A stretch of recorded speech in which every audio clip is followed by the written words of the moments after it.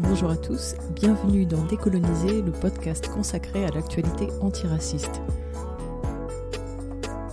Mon nom est Malika Salin et je vous retrouverai chaque semaine pour aborder une question en lien avec le racisme. Avec ou sans invité, Décoloniser sera un espace où parler de lutte, de résistance et où essayer de comprendre comment fonctionne le racisme pour mieux le combattre.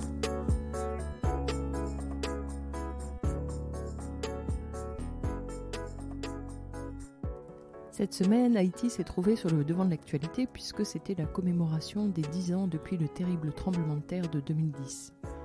Dans les médias français, le récit qui a dominé, ça a été, comme d'habitude, le récit de Haïti, petit pays maudit. Si on devait résumer ce récit, ce serait quoi ? Ce serait que Haïti, c'est une terre de drame, une terre de catastrophe, une terre de corruption, un endroit où personne n'est responsable, personne n'y peut rien, c'est la fatalité, et où, pour nous, ici de France, le seul rôle possible, ce serait d'être un sauveur. C'est une insulte à l'histoire et au peuple haïtien de propager ce récit-là de Haïti, petit pays maudit. Aujourd'hui, dans Décoloniser, on va fournir des clés pour reconnaître ce récit et pour le neutraliser. On va commencer par revenir sur ce que représente Haïti quand on parle de racisme. Ensuite, on va remonter le temps de la naissance du peuple haïtien en 1791 à aujourd'hui. Et puis on se quittera avec des pistes sur ce que serait la position décoloniale à adopter vis-à-vis du peuple haïtien.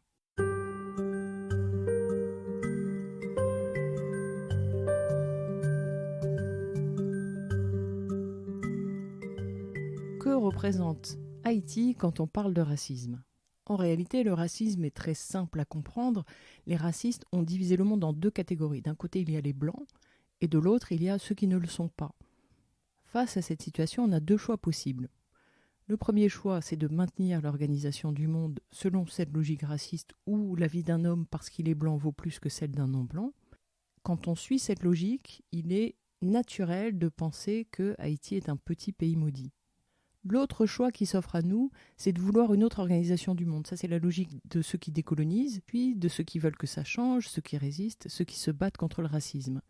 Pour tout cela, Haïti, c'est un pays à part, un pays cher à notre cœur, le lieu où tant de choses ont commencé. C'est le pays de la victoire, une victoire payée chèrement, une victoire qui continue de se payer aujourd'hui, puisque les nations blanches n'ont jamais pardonné aux Haïtiens comme elles n'ont jamais pardonné aux Algériens. Et quand les nations blanches ne pardonnent pas, elles se vengent. Et leur vengeance peut s'exercer pendant des siècles, on va le voir aujourd'hui. L'héritage qu'Haïti offre au monde, c'est d'abord sa devise. Tout homme, c'est homme. Tout homme est un homme. Et là-dedans, il y a vraiment l'essentiel. On ne peut pas décoloniser si on n'est pas convaincu de ça et si on n'est pas prêt à se battre pour faire respecter cette règle élémentaire. Tout homme est un homme. Ceux qui apprécient Frantz Fanon. Frantz Fanon, c'était le psychiatre martiniquais, auteur des Damnés de la Terre, qui est mort résistant algérien. Ceux-là vont reconnaître dans Tout homme, c'est homme le cœur de la pensée de Fanon. Il y a une raison très simple à ça, c'est que Fanon était caribéen. Il avait appris cette règle 100% caribéenne, 100% afrodescendante, des siens, des anciens, et il a construit sa pensée à partir de cette règle élémentaire et tellement décoloniale. Tout homme, c'est homme. Derrière ces quelques mots, il y a le monde qu'on veut, une seule humanité comme un but et pas comme un idéal abstrait qui cache la misère. Certains diront pourquoi s'intéresser à Haïti, en quoi ça nous concerne. Il y a aussi la Libye, la Palestine, le Venezuela, l'Algérie, etc. Déjà, quand on lutte contre le racisme, c'est très important de connaître l'apport d'Haïti au monde. Ça, de nombreux militants se chargent de raconter l'histoire d'Haïti et ce qu'Haïti a apporté à l'histoire des luttes antiracistes. Il y a de nombreuses ressources qui existent sur le net, notamment. Et c'est la raison pour laquelle l'émission Décolonisée devait parler d'Haïti dès le début. Et la deuxième raison, c'est qu'on vit en France. Et nos destins sont liés, malgré nous, au destin du peuple haïtien. C'est-à-dire qu'on a un devoir envers les Haïtiens à cause de l'attitude de l'État français vis-à-vis de ce pays depuis sa création jusqu'à aujourd'hui. En tant qu'habitants en France, on a le devoir de reconnaître la dignité des Haïtiens et aussi de leur montrer du respect. Pour nous, l'indifférence, c'est pas acceptable. Le paternalisme humanitaire, ça l'est encore moins, puisque la richesse du pays où on vit s'est faite à leurs dépens. On va maintenant revenir sur l'histoire récente du peuple haïtien à partir de quelques dates clés. Le sociologue Jean Clarisse nous dit que le peuple haïtien est né le 17 août 1791 quand il y a eu l'insurrection générale de la Plaine du Nord. Le peuple a mis en place un État qui est devenu indépendant en 1804. 1804, c'est le moment où les Haïtiens chassent les nations européennes, et notamment la France, puisque la France avait fait d'Haïti une colonie esclavagiste et y avait pratiqué la déforestation. Pour avoir une idée de ce que représentait Haïti dans l'économie mondiale, en 1789, Haïti produisait les 3/4 du sucre mondial et c'était le premier producteur de coton. Et pour ce qui concerne la France en particulier, Haïti, c'était 1/5 de la richesse française. Donc le combat pour les Haïtiens, ça a été d'abord de faire en sorte que la tutelle extérieure soit définitivement supprimée et qu'elle soit remplacée par un gouvernement intérieur. Plus de 200 ans plus tard, écoutons la rue. Notre communauté internationale là, faut nous sommes peuple qui dit, nous capables de gérer tête nous. Nous n'avons pas l'autre pour passer nous. Ça c'est de respecter ça. Pour y aller faire un président, le président va respecter, il va respecter tête tout nous. Pour le président trouver, pour voter contre corruption avec mauvaise gouvernance Maduro, alors que lui-même la nage de corruption faut l'aller. 200 ans plus tard, les Haïtiens doivent encore se battre pour bouter les nations blanches hors de chez eux. Pourquoi ? C'est ce qu'on va essayer de comprendre aujourd'hui. En 1804, Haïti devient la première république noire indépendante à s'être arrachée des mains du pouvoir blanc. C'est très mal vu, c'est un véritable affront. Haïti est un jeune État, il doit pouvoir accéder aux échanges économiques mondiaux. Et les nations blanches vont utiliser leur position de supériorité, une position qui a été gagnée par la violence, pour se venger, et elles en ont largement les moyens. En plus de ça, Haïti va se voir forcé de rembourser une espèce d'indemnité compensatrice à la France. C'est un remboursement qui va durer longtemps, puisqu'il va durer jusque la Seconde Guerre mondiale. Un autre moyen de rétorsion, ça va être, par exemple, ce que font les États-Unis. Ils vont refuser de reconnaître le pays jusqu'en 1863. Ils avaient peur que cette victoire donne aux Noirs américains l'idée de renforcer leur lutte, puisque c'est très inspirant. Pourquoi est-ce qu'ils reconnaissent le pays en 1863 ? C'est pas du tout par grandeur d'âme, puisque l'Amérique n'a pas d'âme. C'est parce que c'est l'année de la proclamation d'émancipation, donc de l'abolition américaine. Et en reconnaissant le Libéria et Haïti, les États-Unis se trouvent avec une option pour se débarrasser des Noirs libres. Parce que chez eux, c'est la panique, la cohabitation dans l'égalité, c'est vraiment le pire cauchemar que puisse vivre l'Amérique. Malgré toutes ces difficultés, Haïti est une république indépendante en construction, mais ce répit va être de courte durée. L'occupation américaine au début du XXe siècle va ruiner les efforts de construction et va mettre fin à cette parenthèse. En 1915, les marines américains arrivent et ils vont occuper le pays pendant 19 ans. Ils vont piller le trésor, changer la constitution pour qu'elle bénéficie aux Blancs, détruire l'armée pour établir une force soumise par les marines américains et entraînée et contrôlée par eux. C'est une véritable occupation de terreur. Des exécutions sommaires, des viols, des maisons mises à feu après y avoir enfermé des familles entières, des pendaisons, des civils brûlés vivants et même un notable enterré vivant. La terreur blanche, la fameuse férocité blanche dont parle Rosa Amelia Plumalo-Uribe. Les Américains, comme à leur habitude, vont aussi mettre en place une classe supérieure néocoloniale qui est loyale aux Américains et ils vont laisser le reste de la population, soit l'immense majorité, dans la pauvreté. L'armée néocoloniale qui a été établie par les Américains entre 1915 et 1934 pendant l'occupation, elle a terrorisé les pauvres jusqu'aux années 1980. On fait un saut de quelques décennies et on arrive en 1957 où est mis en place le régime dictatorial des Duvalier. L'armée néocoloniale aide à sa mise en place et c'est d'abord Papa Doc qui va régner jusqu'en 1971 puis Baby Doc. Pendant toute cette période, les assassinats et les exécutions sont monnaie courante via notamment la milice armée des Tontons Macoutes qui remplace l'armée néocoloniale. Duvalier s'appuie alors sur le noirisme qui est une idéologie politique, une doctrine et aussi un projet national qui prétend promouvoir les masses noires au détriment des élites mulâtres.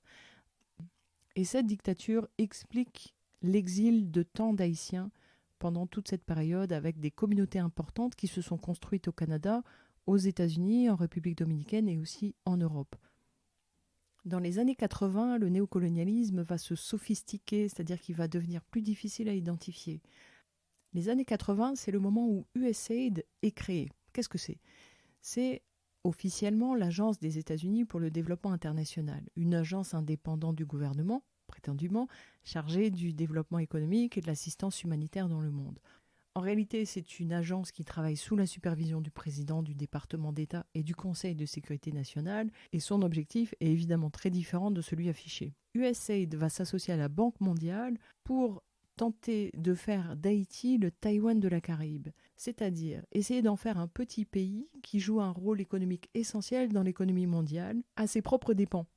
Imposées par la force et la menace, ces politiques vont déplacer la population des campagnes vers les villes. Elles vont aussi imposer des coupes budgétaires sur tout ce qui, selon la Banque mondiale et USAID, ne sert à rien, c'est-à-dire les hôpitaux, les routes, les infrastructures. Pour eux, tout ça, c'est un gaspillage. Leur politique ne concerne ni la population, ni les besoins de la population. Les années 80, c'est aussi le moment où Reagan va créer sa Fondation nationale pour la démocratie. Là aussi, c'est un but noble qui cache des desseins beaucoup moins nobles. Cette fondation privée à but non lucratif est là prétendument pour renforcer les institutions démocratiques à travers le monde. En réalité, Reagan va l'utiliser pour mettre en place des groupes pour les droits humains qui sont financés par la CIA à travers cette organisation non gouvernementale. Les années 80 annoncent aussi la fin du régime des Duvalier. Il va y avoir un soulèvement populaire de plusieurs mois en 1985. À ce moment-là, les Américains vont lâcher Duvalier et annoncer son exil en fuite. À ce moment-là, la foule se venge sur les Macoutes et le 7 février, c'est le déchoucage du régime. Ronald Reagan, qui a aidé Duvalier à s'échapper, félicite le progrès démocratique en Haïti et dans le même temps augmente l'aide à la junte militaire. Et où va se réfugier Duvalier ? En France.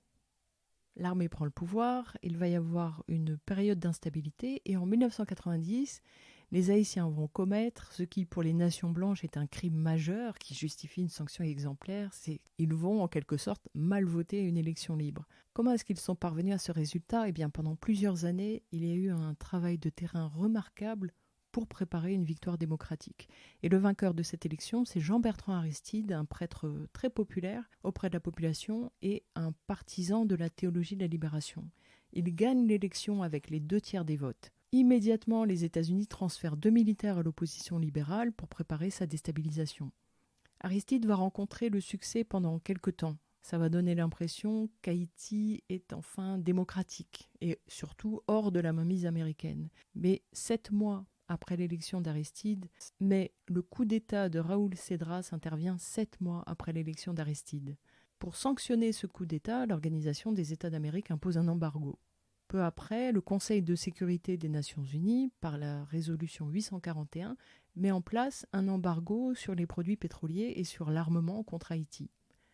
Mais ce n'est pas le gouvernement que ces embargos vont sanctionner. Et ils vont être très contestés à cause de leur impact sanitaire et humanitaire sur la population civile haïtienne. Une étude publiée en novembre 1993 va montrer, par exemple, une forte augmentation de la mortalité infantile, de l'ordre de 33%, et plus de 100 000 cas de malnutrition supplémentaire. Et l'étude affirme que si officiellement l'embargo ne porte pas sur les produits alimentaires et médicaux, en pratique, ces produits sont soumis à l'embargo. Et en plus de ça, ils rendent la distribution humanitaire plus difficile, puisqu'il manque de matériel pour assurer le transport de nourriture.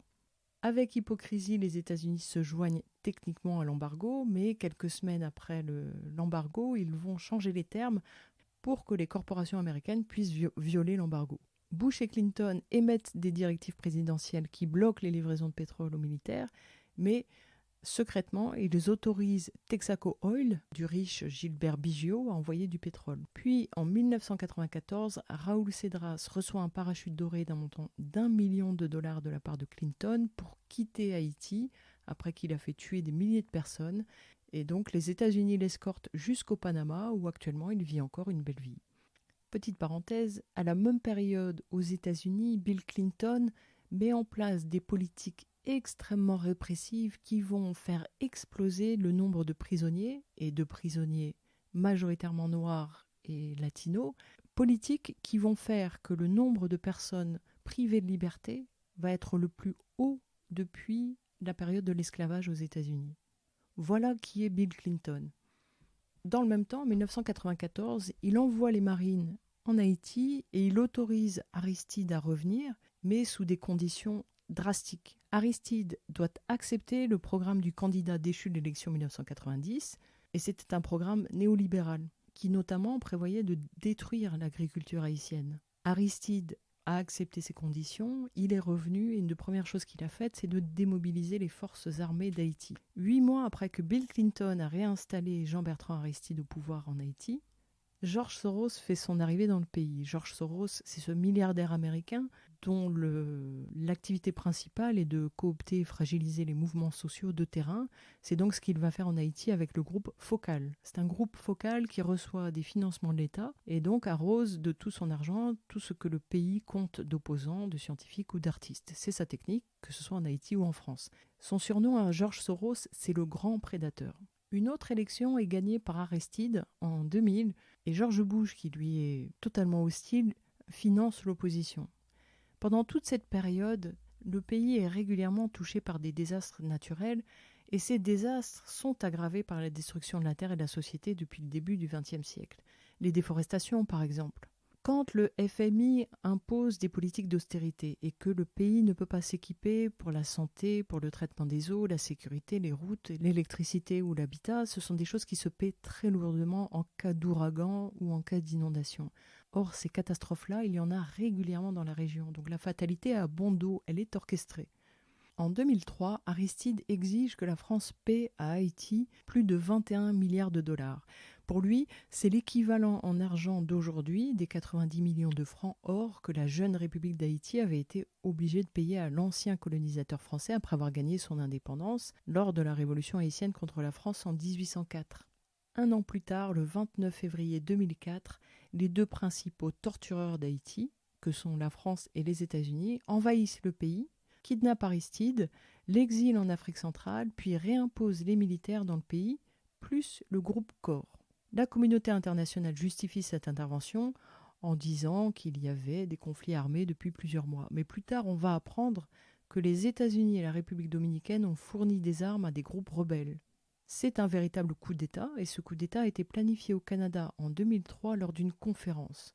L'analyse des activistes haïtiens est qu'il visait à permettre l'accès aux mines d'or, puisque le pays est littéralement assis sur une mine d'or inexploitée de ce côté, puisque côté dominicain, il y a à l'époque déjà 2 sociétés qui forent.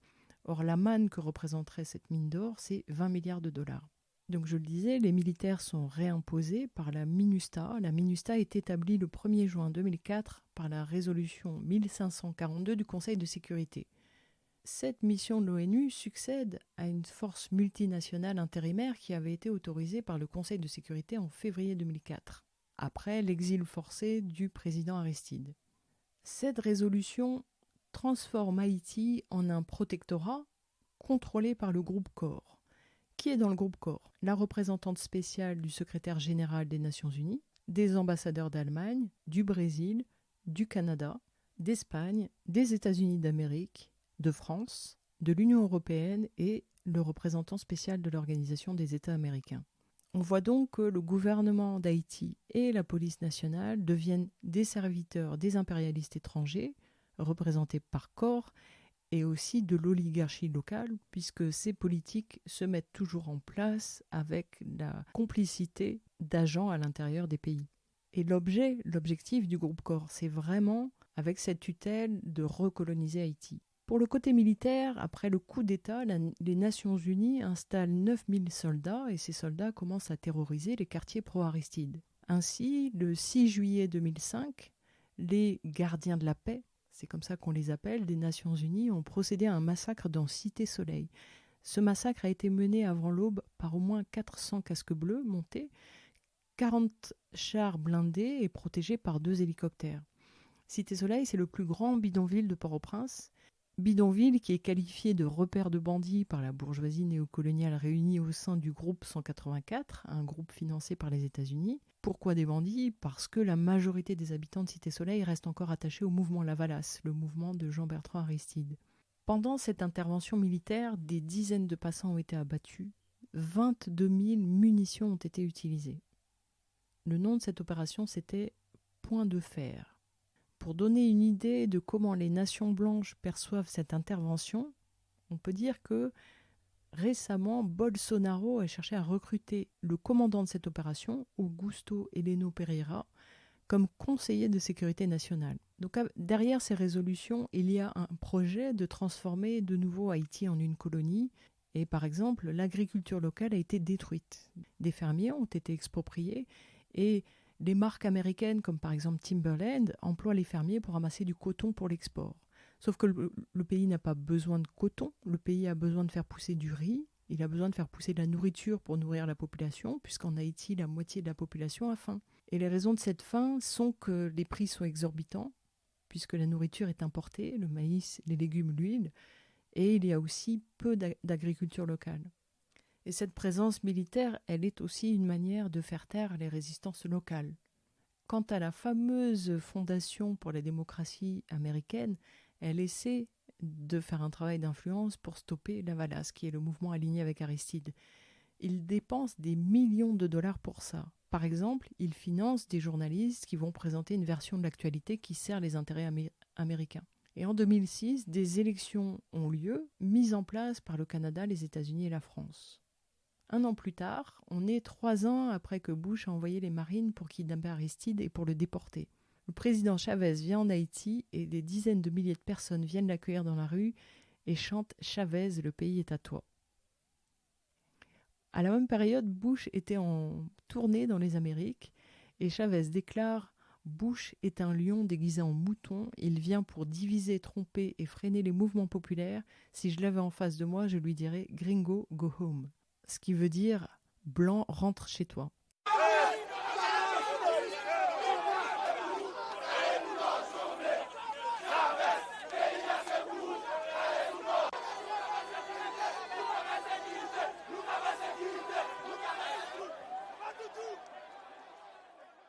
Pour donner un autre exemple de ce que fait Soros, le grand prédateur. Et c'est important d'expliquer, parce que si on n'explique pas, des gens tomberont dans son piège. En 2008, Michèle Duvivier-Pierre-Louis est une femme et elle est désignée comme Premier ministre du pays. Ça fait un véritable tollé, parce que la femme a eu des fonctions sous Duvalier, et aussi parce qu'elle est administratrice de la fondation de Soros, dont l'agenda est clairement néolibéral. Au milieu de ce tollé, un Massissi ou deux ont fusé. Massissi, c'est Makoumé, c'est Tahan. Mais les véritables raisons pour lesquelles ce choix de Premier ministre était attaqué, c'était des raisons politiques. Immédiatement, des artistes, des intellectuels, des organisations féministes et patronales se sont mobilisés pour dénoncer les attaques homophobes contre la dame. Bon, on ne sait pas, peut-être qu'ils se battaient pour leur gagne-pain. Mais en tout cas, c'est intéressant de se pencher sur la manière dont fonctionne le racisme ailleurs, parce qu'on voit d'une part que nos adversaires peuvent être les mêmes, et d'autre part qu'ils peuvent utiliser les mêmes armes. Et en 2010, donc, le 12 janvier, ce terrible tremblement de terre qui touche Haïti et tue 300 000 personnes. L'artiste Bello a commémoré ce drame en donnant la parole à des survivants du tremblement de terre avec le hashtag #NouSeWozo. Bonjour, moi c'est Bertoni et Raphaël de Havana et Guitar Night. Donc l'histoire par maintenant c'est l'histoire et Ralph Balmien qui était un jeune et artiste qui c'était Timon Jérémy qui était une écriture vraiment extraordinaire, qui était musicien tout, donc qui était qu'à mettre des textes en musique pour te charmer monde. Donc son artiste qui était tellement prometteur, qui était tellement gagné un talent. Et donc nous avons compté secondes pour talent monsieur à l'éclater dans le monde musical là. Et puis malheureusement, le 12 janvier, aller avec Ralph et Balmien. Et moi, 12 janvier, tuer tout le monde qui est Ralph, parce que le monde qui va mourir, c'est que je vais d'Haïti. Je vais mourir dans le bras ménage et tout ça. Non, jeudi, qui t'a pris le précédé, mardi 12 janvier, je partagé même scène avec Full Bass. Full Bass, c'est un artiste qui était confirmé. D'ailleurs, il fait carnaval avec compas créole que tout le monde connaît. Et puis, tous deux nègres, tellement prend feeling sur scène, ils ont pour maintenant râler micro dans l'autre pour chanter. Et puis, donc, mardi 12 janvier, tous deux monsieur ça va mourir. Quand il y a la si vous voulez pour ton fleur, pour Ralph, et pas gagner, pas un cimetière comme que je vais déposer et j'aime ça pour lui. Et c'est bon, c'est dans 60 ans, côté où nous comprenons. Donc, son bail, moi, vivre avec une sensation de fin du monde. Il y a un autre bail qui marque dans l'histoire de tremblement de terre. C'est que le lendemain du 12 janvier, moi, je ouais, ma chambre. Je suis marchand qui vend des poules dans la rue. Je suis marchand qui vend maïs boucané. Le monde, c'est le premier monde qui t'a inspiré pour me faire une soirée mémoriale. Parce que pour moi, je pense que la vie est finie. Et le moi, je me dis, mais non, si mon ça va prendre la rue, moi, j'ai intérêt pour me prendre une soirée mémoriale. Pour te saluer le passage et mon ça. Et tout le monde qui est passé dans le tremblement de terre, spécialement le monde qui a fonctionné dans le secteur maintenant. Et mode musical là. Donc, mais l'homme dit merci. Continuez et faire bagaille pour nous qui avons mémoire mon ça. Merci.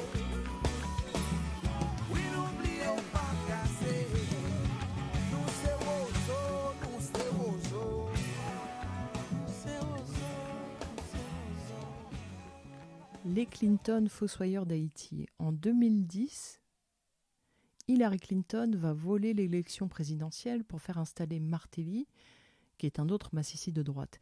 Lui, il a permis le vol de fonds pour la reconstruction après le tremblement de terre via la fondation Clinton Bush, pendant que lui-même volait le fonds pour Petro-Caraïbes. Il pensait peut-être que ça ne se verrait pas, mais les Haïtiens ne se sont pas laissés faire.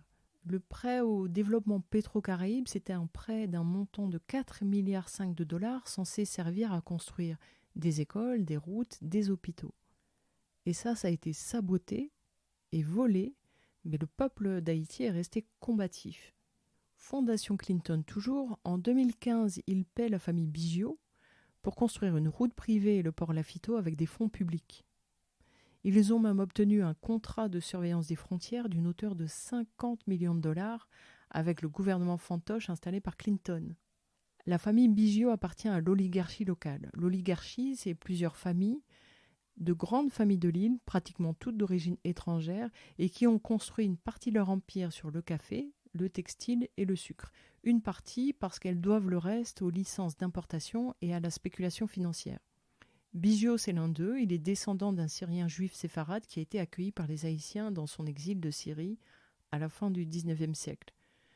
Sa famille est devenue milliardaire en un siècle, puisque Biggio, aujourd'hui, c'est l'homme le plus riche du pays et il est aussi consul honoraire d'Israël. Et dans le même temps, les Haïtiens de la diaspora qui ont réussi et qui veulent participer à construire le pays, eux sont maintenus à distance et combattus pour que les monopoles de ces familles perdurent. Ces familles d'oligarchie, elles ont aussi fait fortune, par exemple, en important de la cocaïne et de l'héroïne. Ça, c'est le cas de la famille Accra. Famille qui peut remercier le dictateur Duvalier, puisque c'est sous son gouvernement que la famille s'est enrichie massivement.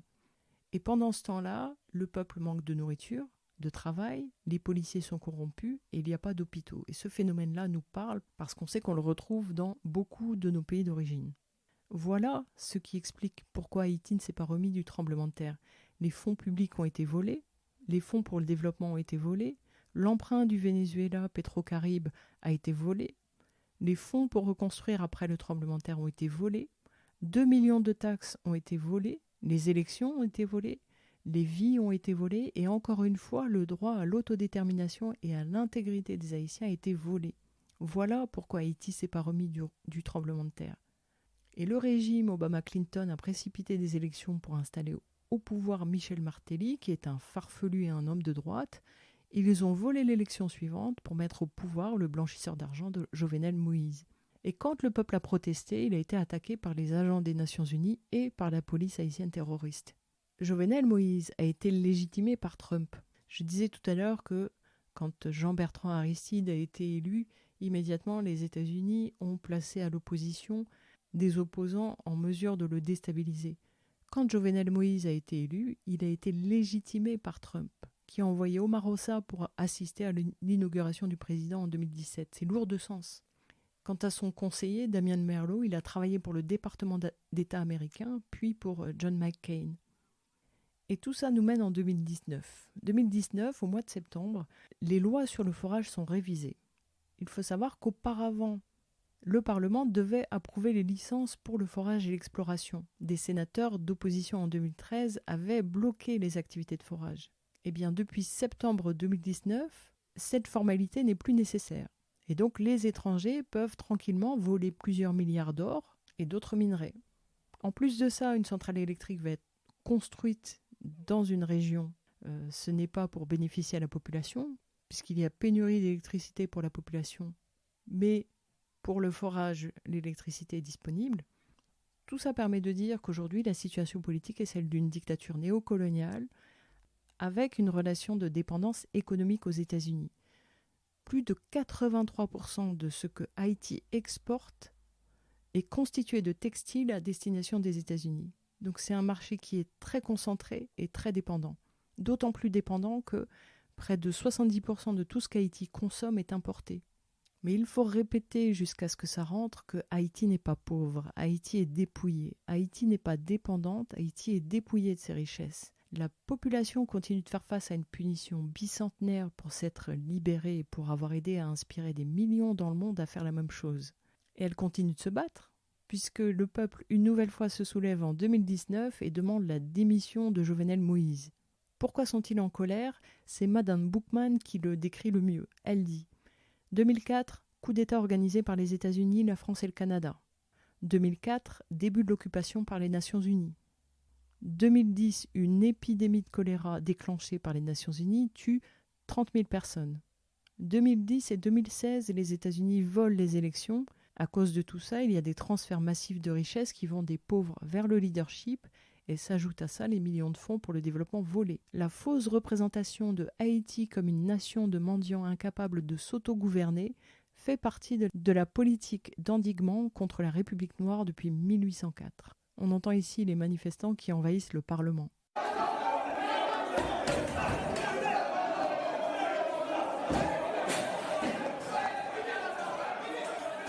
La population se soulève avec des pierres, des bâtons. Et la police tue des manifestants, mais pas seulement. Mi-septembre, des enfants de 3 ans et demi et 6 ans ont été abattus, et la population continue d'occuper la rue avec un courage inouï. Fin septembre, après avoir brûlé des stations essence et une banque, les manifestants sont passés à la vitesse supérieure et ils ont attaqué la police répressive, cette police qui est entraînée par les États-Unis, les Nations Unies et aussi DynCorp, qui est une société militaire privée américaine. Mais la population paie un lourd tribut, puisqu'une 50aine d'activistes et de militants ont été tués, comme le jeune José Mano victorieux, paix à son âme. Et début octobre, alors que de nombreux civils et activistes ont été tués par la police, qui vient rendre visite à Jovenel Moïse ? La Française Sylvie Tabès, représentante de l'Union européenne. Business as usual. Il y a aussi un autre élément qui revient comme un continuum depuis l'esclavage, c'est que les viols massifs ont toujours été une arme de destruction de la population. Et ils continuent, qu'ils soient chapeautés par les Nations Unies, tout le monde a vu cette actualité circuler récemment, mais ils peuvent aussi être chapeautés par l'Église. Une autre façon qu'ont les nations blanches d'empêcher les mouvements pour le changement, c'est d'infiltrer ces mouvements en y plaçant, par exemple, comme dans les années 90, des escadrons de la mort de la CIA. Quand on sait le rôle des Nations Unies dans la déstabilisation du pays, il y a de quoi voir une provocation dans le fait que les Nations Unies appellent début octobre un dialogue pacifique. Sachant qu'en plus, début octobre, c'est aussi le moment où des mercenaires sont arrivés en Haïti pour apporter un soutien terroriste au président. Alors, autre action des manifestants qu'on peut souligner, c'est quand ils ont visé une banque dont les propriétaires ont commis des crimes dans le pays pendant des décennies pour maintenir leur monopole et pour maintenir aussi la population dans une pauvreté extrême.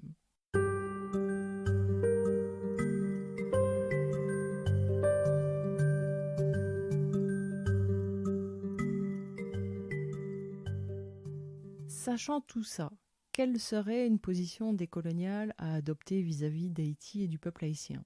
Ce qu'on peut dire, c'est que si nous, qui vivons en France, même si la France n'est pas notre pays, si nous avons de l'honneur, la seule chose qu'on devrait faire, c'est dire haut et fort que la France et l'Union européenne doivent laisser tranquille ce pays, doivent se désengager et doivent cesser d'intervenir dans la vie du pays. En tant que vivant en France, on doit aussi faire nôtre la revendication du remboursement de la dette à Haïti. 21 milliards. Ce qu'on doit faire aussi, c'est si jamais on voit un média français qui propage l'image de Haïti, petit pays maudit, on doit le dénoncer. Ça, c'est une politique de responsabilité qui dit que dans le confort de nos vies occidentales, on n'a le droit ni d'être indifférent au destin de ce pays, ni condescendant, admiratif, mais humble.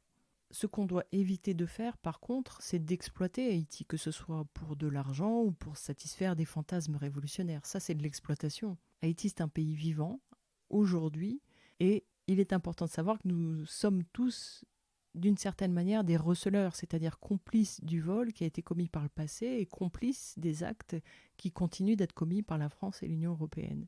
Donc la solution pour nous, ce ne serait pas de reprendre la devise des Haïtiens ou d'en faire des t-shirts. Ça, ce serait vraiment grossier. Ce n'est pas non plus de distribuer des bons points quand les Haïtiens manifestent au péril de leur vie. Ça, ce serait indécent. Pour faire comprendre cette idée, je vais prendre une image.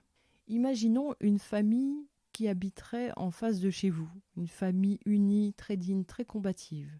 Tous deux, vous les avez connus pendant leur jeunesse, ils avaient le talent de se faire respecter. Et puis un jour, vous avez vu des hordes de gens s'acharner sur cette famille, dégrader sa maison, voler les fruits et légumes qu'ils font pousser dans le jardin, et ces gens s'y mettent à plusieurs, mais vous ne réagissez pas, ou vous êtes indifférent. Un jour, cette famille réagit et se fait passer à tabac, un des enfants de la famille meurt. Cette famille continue de se battre, elle reste debout, et pendant que ses agresseurs vendent à prix d'or ses productions, cette famille peine à vivre avec de quoi se nourrir et nourrir ses enfants. Les gens se fatiguent, leur corps commence à ployer, ils continuent de vivre, d'avancer, de travailler leur lopin de terre et ils s'arment pour se défendre. Les vols et les dégradations continuent. Et puis un jour, l'épouse est violée, c'est l'affront de trop. La famille sort attendre les agresseurs devant la maison, arme à la main, prêt à mourir pour que cela s'arrête. Faisons pause. Quel est notre rôle là, nous, spectateurs? Est-ce que c'est de la prendre en photo, la partager sur les réseaux sociaux en l'applaudissant parce qu'elle a enfin le courage de se battre? Nous qui, indirectement, profitons des fruits de son jardin? Est-ce que c'est d'aller s'installer dans leur jardin et de les défendre alors qu'ils ne nous ont rien demandé et même les faire payer pour ce, entre guillemets, service? Non, c'est d'intégrer leurs demandes à notre agenda politique, nous dont la voix porte plus, puisque nous sommes plus près de ceux qui ont le pouvoir de mettre fin à ces politiques. Chaque fois qu'on parle d'impérialisme, que ce soit dans un programme, dans une assemblée qui prend des décisions, on peut se faire le porte-parole des revendications formulées par le peuple haïtien. On peut dénoncer toute politique et toute instance qui participe à la dépossession du pays. Et petit clin d'œil, on doit notamment le faire à une période comme aujourd'hui où tout le monde saupoudre sa musique avec des mélodies compas, si vous voyez ce que je veux dire, soit on s'intéresse, soit on est indifférent. Si on est indifférent, c'est qu'on accepte que l'organisation du monde ne bouge pas, et si on est actif en parole et en acte, alors on refuse cette organisation du monde. On va se quitter en musique avec Tambou, Freedom. On se retrouve la semaine prochaine pour parler de racisme et de système judiciaire.